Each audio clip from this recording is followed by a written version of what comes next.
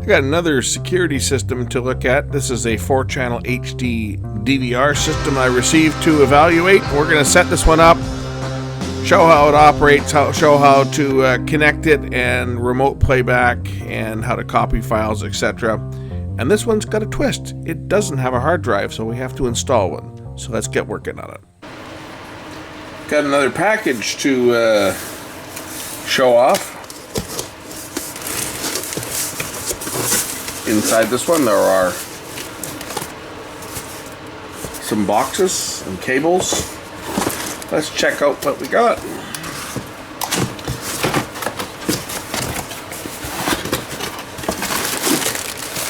This is a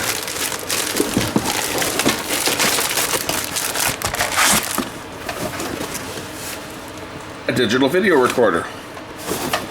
This one feels pretty light. We'll open this thing up and take a look at what it does. Looks like it's got 8 video inputs. So this is going to be a hardwired system as opposed to a wireless. But let's take a look and see what we got in here, what's in the box. And we'll try and set this thing up, show it off. So this is the DVR. We look at the specifications here. You can view it on your phone as well. There's apps and so forth for it, just like everything else. It is a connected system. It does have, on the back here, it does have your Ethernet port, and it has a VGA output as well as an HD port to connect over HDMI. Audio in and audio out, so it will record sound. I don't know if there's a hard drive in this thing or whether it's bare and I have to install my own. So let's take a look at the instruction manual here.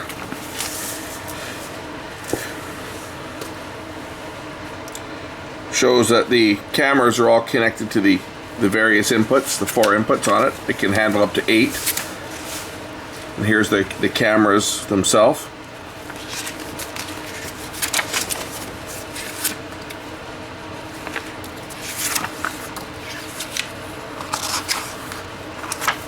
So first of all, let's check out some of the other stuff in the box here. So there's the DVR. We'll put that out of the way for now. We've got some power adapters here and some power cables. This one being a hardwired system, I'm not going to go about stringing this up around my house and to show off, mount it outside the house. I'll set up the 4 cameras, but I'm not going to be mounting them permanently because I don't feel like running a bunch of wires. Plus, I've already got wires in place for the existing camera system I've got. Although these cameras might work better than some of the ones that I've got.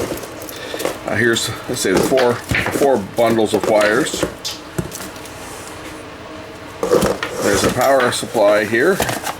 And what is in here? This is probably some more connecting hardware. A mouse.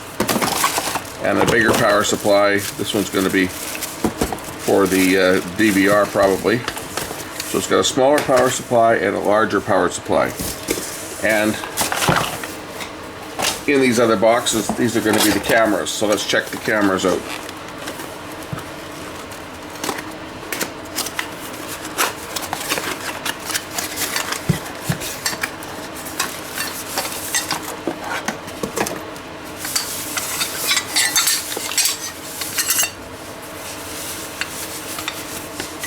Each of the cameras comes with a shield that can be slid over top of it so that if it's out in the rain, it will be protected from the weather. I like the mount. It's a mount that you can position any direction that you want, and it can be turned any direction. And we're going to take this unit apart, check out the hard drive size and stuff. I'll connect everything up. As I say, I'm not going to string up all the wires here. There's no point because I've already got an existing system that is hardwired, and I should be able to use, it's got the same connectors on it and everything. I should be able to just replace the cameras with with one of these. But first, let's take this thing apart and see what size a hard drive it has, and or if it doesn't have a hard drive, we'll install one. So to open the unit up, just 4 screws would hold it together. But this one is most certainly an analog system. The cameras are analog. And as you can see, there's no hard drive in this unit, but it does have the 4 or the 8 inputs, and it has the video processor which digitizes everything, and it's got a place to install a hard drive. So let me go dig up a hard drive and we'll mount one in here and set it up. So this is an old hard drive that I grabbed out of an old cable box. It's kind of on the small side for this type of operation. This is only a 160 gig drive. Typically in something like this, you'd put it 1 terabyte or 2 terabyte. I mean, obviously the larger the hard drive, the more video it's going to record. But for this demonstration, I think this 160 gig is going to do the job just fine. I'm not going to be putting this unit into service immediately, but maybe I'll hang on to it. And once, if my own existing system packs it in, then I'll put this one into service. But for sure, we're going to set it up. We'll test all the 4 cameras out, play around with it a bit. So let's install the hard drive. I'm just going to find some screws so I can mount this thing, and we'll get it plugged in, set it up, and format it. Now I know somebody's going to be upset with me here, and somebody's not going to be happy with how I mount this, because I'm only going to use 2 screws to mount it in here, which should be enough. Looks like it's got a second header, so it can probably even hold a second hard drive. But there's not a lot of room in this cabinet, even for this drive. I think it's more meant for a smaller drive, but I think a 5 1/4 will fit in here. But let's see whether the screw holes line up on the bottom here, which they should. Yep, the screw holes line up. So let's just put a couple screws in the bottom.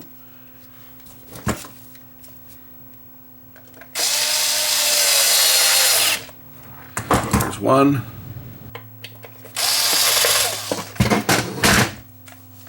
Okay, hard drive's in place.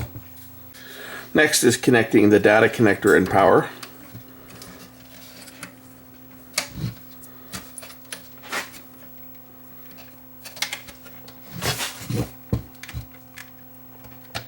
Data connector goes on like that.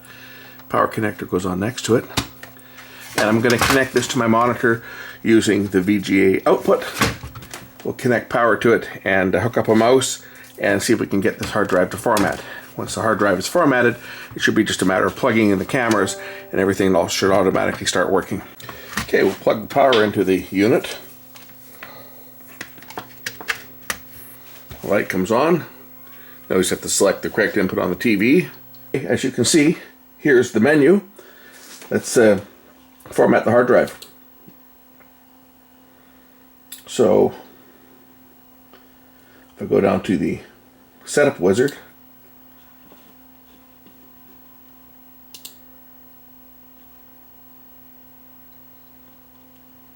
it wants me to put the cameras on here first. So set up your cameras and test them before you put them into the final position. Maybe we should just plug the cameras in here. I was going to format the drive, but I probably should have the video working on it first, so I don't know if I can do that from the main menu here. Whoops. Bail out of that. Main menu, admin. It's probably, it's either going to be 1111111 or something. This password's unsafe. I got to change the password on this thing. I'm not going to do it right now.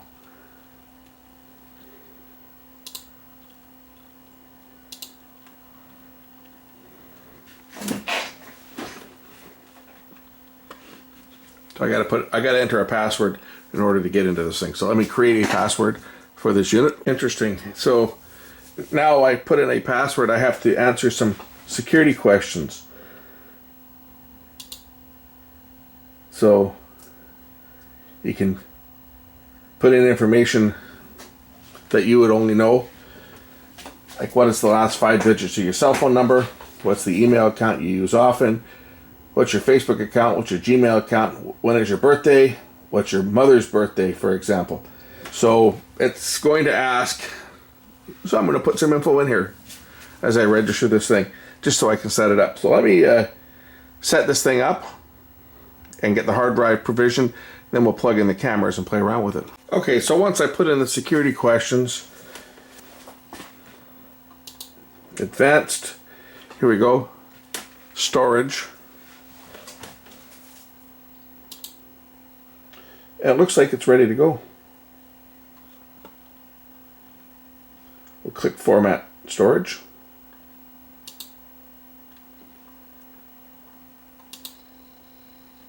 and now it's formatting the hard drive. Once the hard drive's finished formatting, which is now done, I'll plug the cameras in and we'll play around with this thing. I'm just going to put the top on it now since I don't need to be in the top of it anymore, and then we'll plug in some cameras and play around with this unit and maybe even hook it up to the net over my wireless adapter.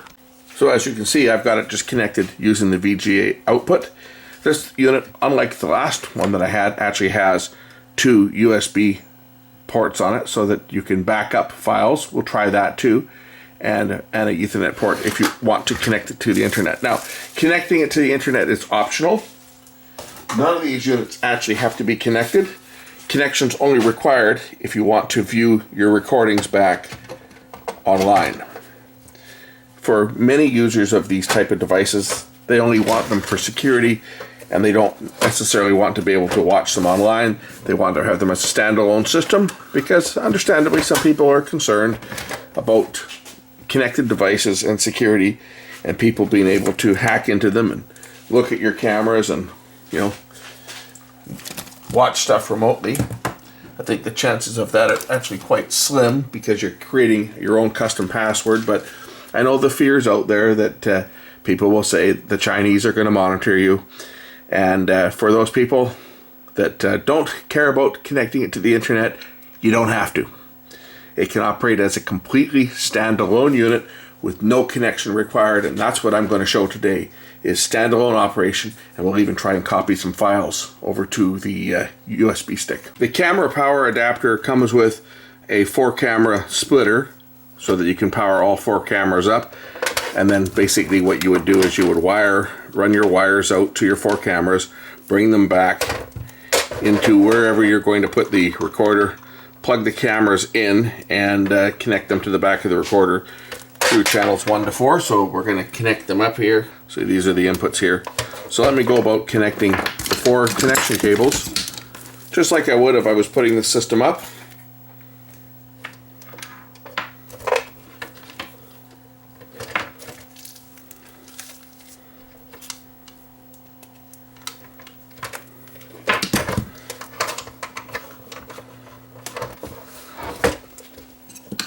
And then the 4 cameras get connected.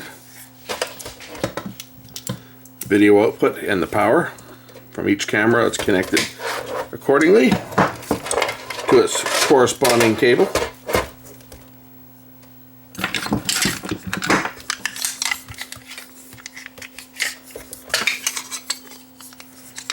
I've already got one picture up on the monitor right now.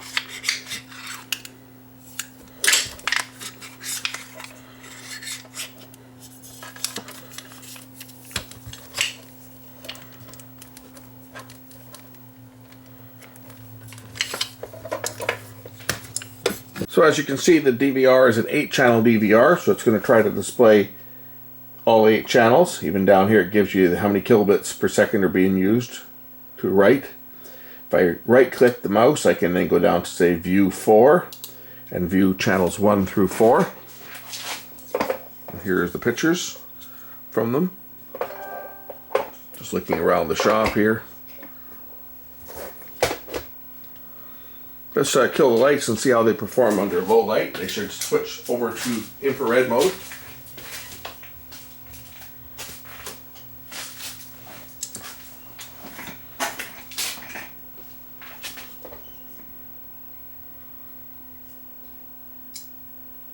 And there we go. That camera's now got into infrared mode as well.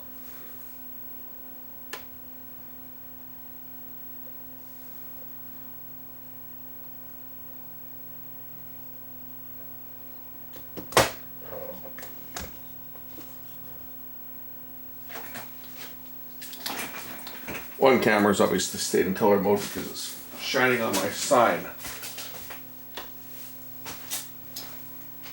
And of course it's upside down. Might as well get my advertisement in there. Click the mouse button on the camera you want to view full screen, and it brings it up full screen.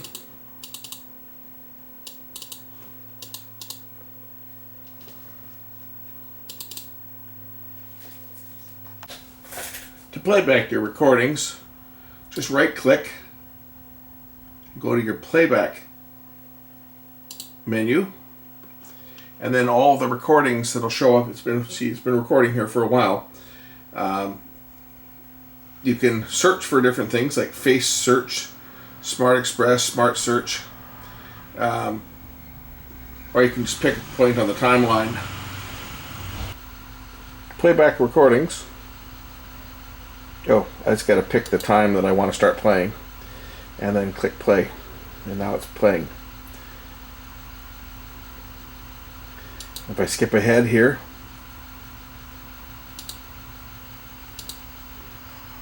this is playback now. So I'm playing back recordings that were made a little bit earlier. As you can see, there was nothing showing on the camera here when this recording was being made. I just let it record over the course of the last hour or so while I was doing some other stuff. You can pick where you want to start playing back by just clicking on the timeline here. And that'll move it ahead to that point in time. And you can actually play back all 4 cameras independently.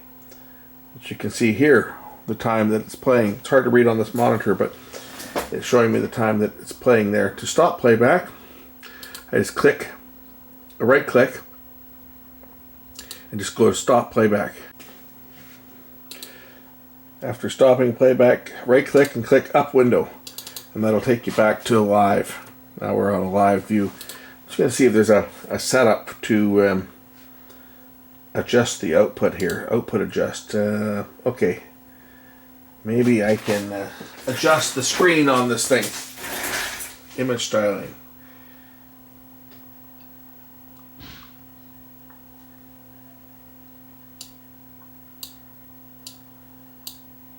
Now we can move it over a bit. I think, yeah, that'll move the picture over. That's a bit better.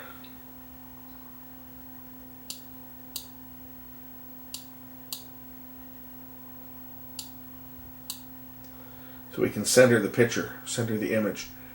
And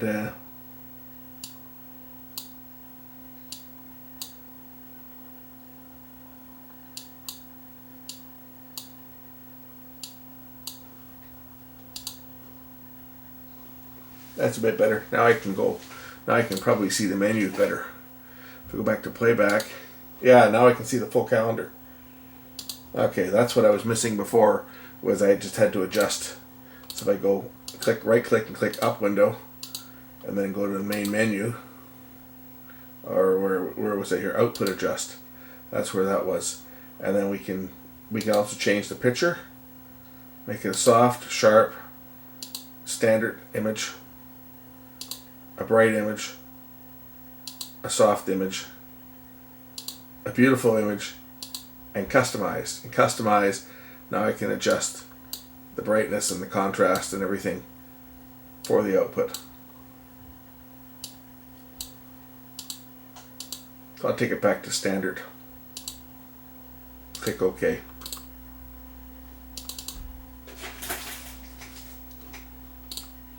All this navigating is done by right clicking. So if I go back to the main menu, that's where I can set up recording. I can set up alarm, motion detection. You can set up motion detection for all the cameras. So if I set up motion detection here for enable it for camera 1, I can set up all the different record channels here.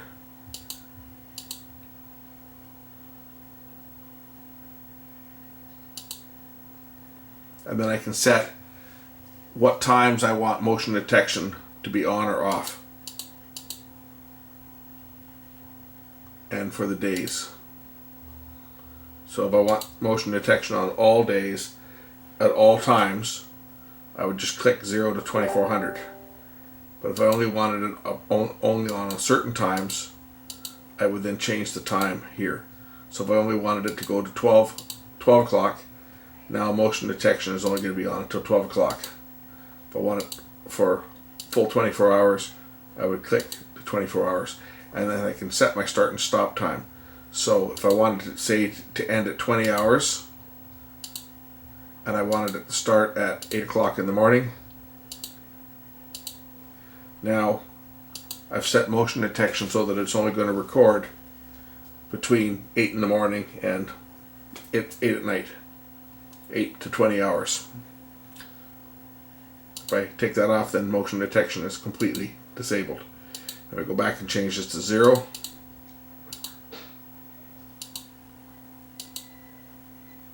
to 24,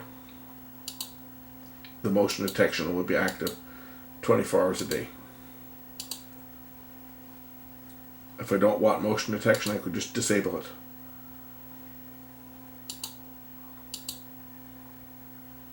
And of course you can set, right now motion detection is triggering on channel 1. You would set what channel you want the motion detection to trigger on. If you want it to trigger on all the channels, right, then it would record all of them. But if I had it just set for triggering on channel 1, for example, we'll just say we pick channel 1. Say channel 1's monitoring your front door, and you want to record if anybody comes in through that door. The record channels, you could pick which channels you want to actually record from, or all of them, and you can pick which channel you want to monitor. So you can have one channel as your trigger channel that will trigger all of the cameras to record in the higher quality mode.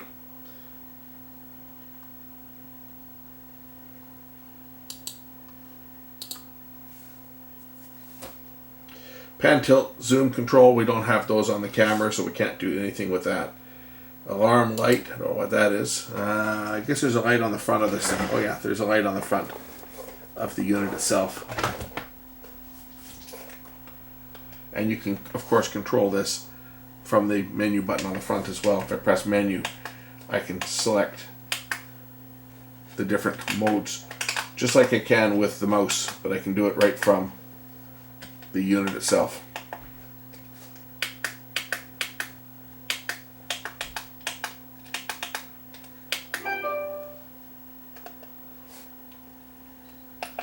Hit the quad button to turn quad off and on in the different modes. On the front there's a quad, escape, menu, and the enter button. There's also a USB port on the front as well as one on the back, so for backing up video, you can back it up on using the USB port on the front. We'll try that too. We're going to try backing some video up from here. One thing I've noticed is it switches back and forth between the various cameras in full screen and the quad mode. If you don't touch any buttons on it, or you don't touch the mouse.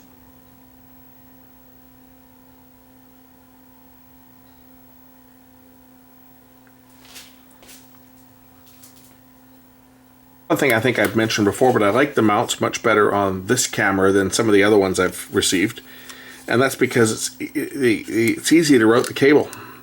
The mount can be configured in any direction, so if the cable's coming down from the ceiling, the mount can be configured like that with the cable going up, say behind a drop ceiling, and the camera can be positioned in any position that you wish. You can turn the camera around, you can point it in any direction and level it off.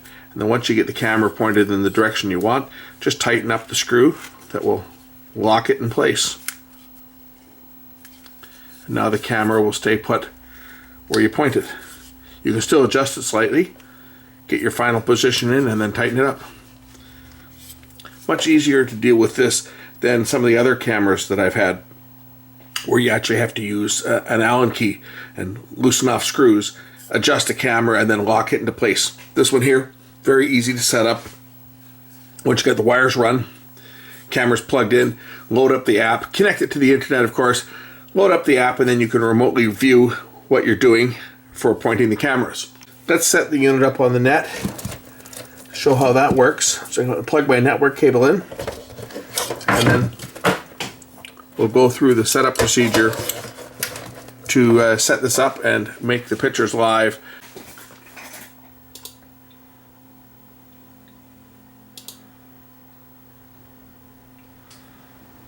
So it's now pulled an IP address, and right now it's got a media port, so I should be able to actually pick that up just through a web browser. I'm going to download the app for the system and log in. So I've just gone back to the startup wizard, which you get to right from the beginning here. If I go to the startup wizard by right clicking, then I can go into the startup wizard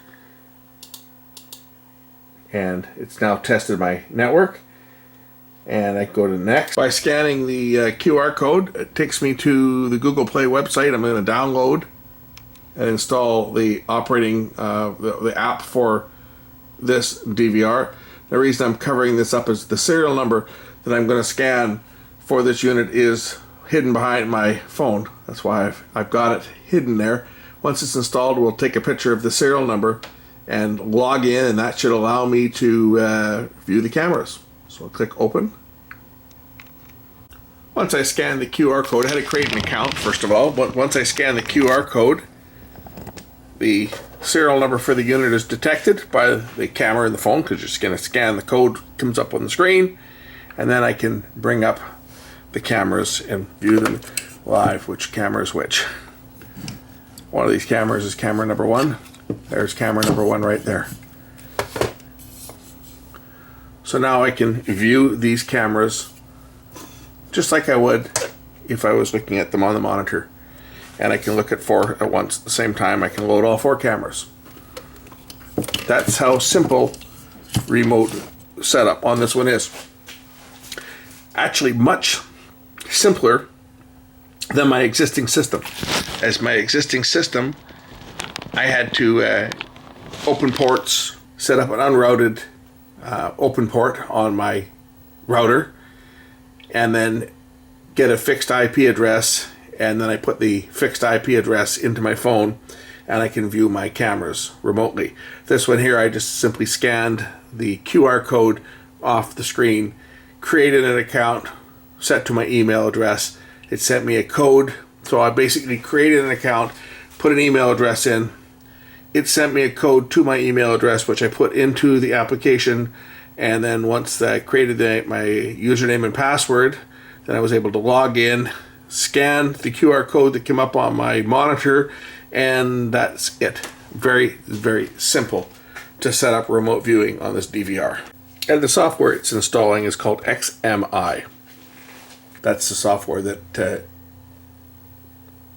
it's installed when you click on the QR code that comes up on the screen. Just tap DVR, there's the cameras. Tap camera, it'll display the picture. If you want to see all 4 cameras, or 9 cameras, or 16, depending on the capability of your DVR. I've only got 4 cameras plugged into this one, but if I had 8 cameras, I could view them all at the same time. Or 9 cameras, I guess, but this would only get 8 camera DVR. That's the remote viewing software. Pretty basic stuff. Again, connecting to the internet is optional. I know some people will never connect their DVR to the internet because they're afraid that somebody is going to be watching them, and that's your prerogative. You don't have to. It's a nice little basic DVR system, hardwired for those that don't want to rely on wireless because of many reasons. Some people just don't trust wireless. Sometimes the wireless signal's not good enough. There's a lot of saturation. Many people don't want to use wireless cameras. And this is a great little option for people that want a basic hardwired DVR. I think these rolls of wire are around 50 to 60 feet each. I haven't undone them because I have no intention of installing this particular, using these particular wires. I'm going to actually put this away and hang on to this thing. And at some point, if my other system packs it in, this one's going to be going into service with a bigger hard drive, of course, because I just put a 160 in here for demonstration purposes. Last thing we need to do is we're going to just copy some of these clips off of here and put them onto a USB stick. Get it back up, files, USB stick, plug it in the front of the unit, and then we'll go over to the menu on the TV. Right click. And then there'll be probably the main menu, I'm thinking. Backup, there we go. So it's under, if you right click, it's under the main menu, under record, under backup, right? And there's the USB disk that we're going to use. I'm just going to click on here, and I'll click backup. And then it'll ask me what times I want to back up. what dates. I just want to, I'm going to start on today's date here, 27th, and I'll just do everything. Start time and end time, and hit backup.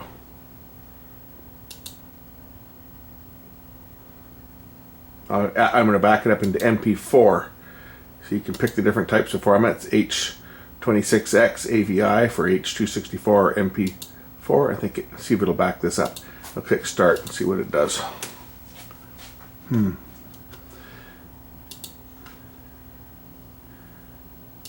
There we go. Let's click add.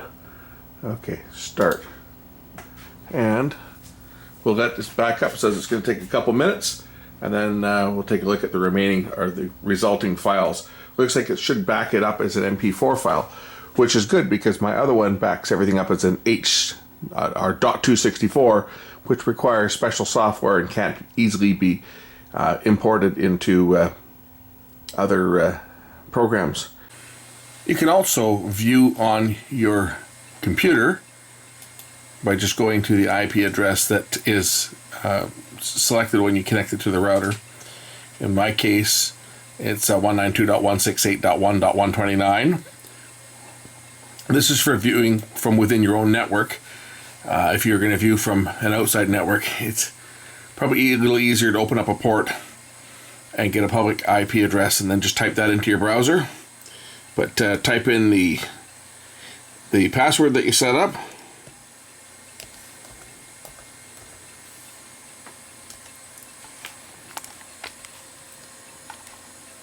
and then the stream will show up automatically. I can select which streams I want to watch. It'll select them all. I'll bring up number one here. It shows all my streams that I've got from the 4 cameras.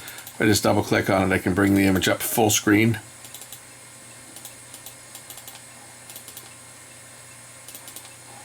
As you can see, the cameras are just kind of pointed every which way on the desk, as I hadn't planned on installing these ones just yet, but I may end up doing that. But I just wanted to get this demo done. Playback, I can go into select playback up here on the screen, and now I can pick which videos I want to watch, which channel I want to watch, and search for the videos by clicking search. It'll give me a list of the times the recordings were made. Select the one I want to watch, and it will play just like that. So remote playback on a PC is very simple. If you're in the same network, you just type in the IP address that's assigned to the unit itself, which is assigned when you first set it up. It'll tell you on the screen. Very, very simple to open, and I just use a web browser on this case, so I don't have to install any additional software to view it. Also, I have the option to download, so I can select a file that I wish to download and download it to my computer. So if I wanted to select that file, I can select a file, check it, and click download, and it'll now download in whichever format I want, into whatever directory I want to record it into. So if I want to save it into my my laptop, I'll just put it into a test. I think I got a test. Yeah, I'll just put it into this one called test tones. What the heck? And save the file. And then if I go and look